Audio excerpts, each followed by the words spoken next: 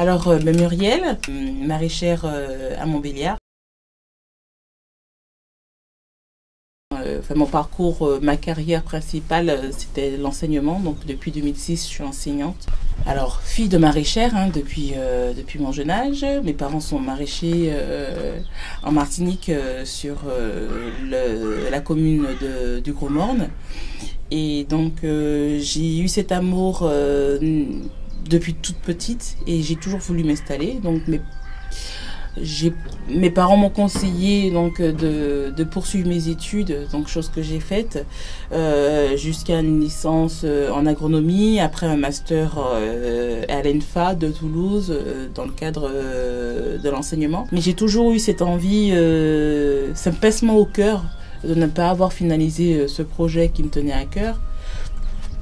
Et donc lorsque j'ai eu ma fille, donc à la naissance de ma première fille, Maëline, j'ai reconsidéré ma vie, j'ai reconsidéré le sens de ma vie et je me suis rapprochée des priorités, donc la famille, mon bien-être physique, mental.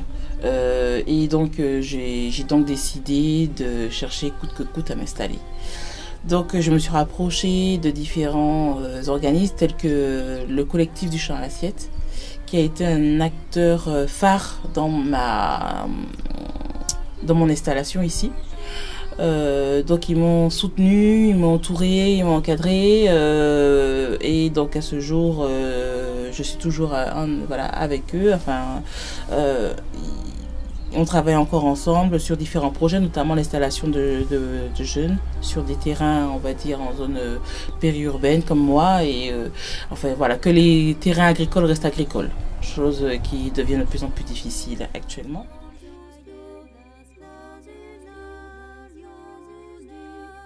Le Jardin Mahé, c'est d'abord effectivement un lieu de biodiversité, mais qui n'englobe pas que forcément le végétal, qui englobe l'humain aussi.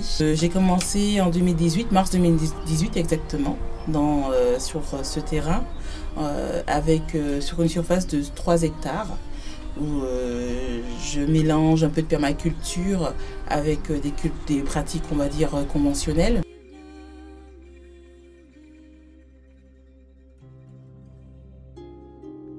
Alors pour l'instant, les activités proposées au sein de l'exploitation du jardin de Mahé, j'accueille donc des groupes d'enfants. Donc j'ai créé un petit club qui s'appelle le club des perma-jardiniers.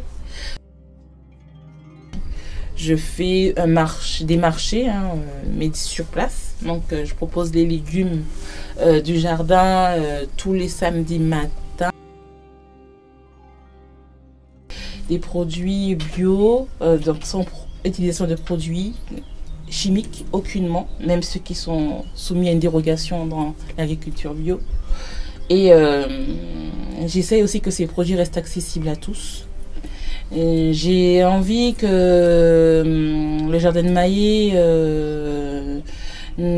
soit accessible à tous et que vraiment qu'il y ait une diversité importante de personnes qui viennent et qui s'y plaisent. Donc ça, c'est encore des projets à venir, essayer de rassembler des personnes autour de mêmes thèmes, autour d'une même envie, donc le respect de l'environnement, le respect de l'homme, et avec différentes propositions d'activités à venir. Donc voilà, des choses que j'en parlerai ultérieurement. Et donc voilà. Moi je travaille en essayant de ramener une biodiversité qui a disparu. Mais donc par rapport aux récits des anciens qui sont venus me parler, m'accoster et avec qui j'entretiens de très bonnes relations, il y avait des choses ici qui ont disparu au fur et à mesure du temps. C'est pour ça que j'ai installé une haie. Donc une haie bocagère qui de 700 mètres, donc à peu près 600 arbres bocagers. J'ai mis en place des mares, des points d'eau pour pouvoir ramener cette biodiversité qui est partie.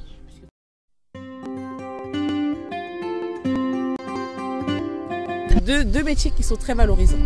Valorisants, on va dire, parce qu'on aide les enfants à atteindre un objectif dans leur vie.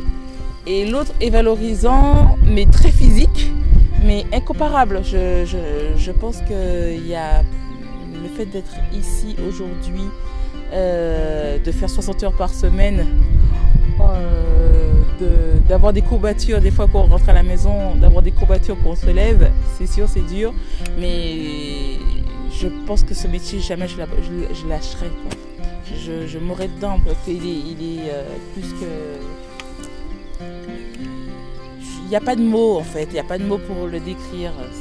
Je me sens bien, j'ai un bien-être incomparable, j'ai un bien-être que j'avais jamais ressenti depuis que j'ai commencé ce métier et que je ressentais quand j'étais avec mes parents, dans les pieds de mes parents quand j'étais jeune. Donc c'est le plus beau métier du monde.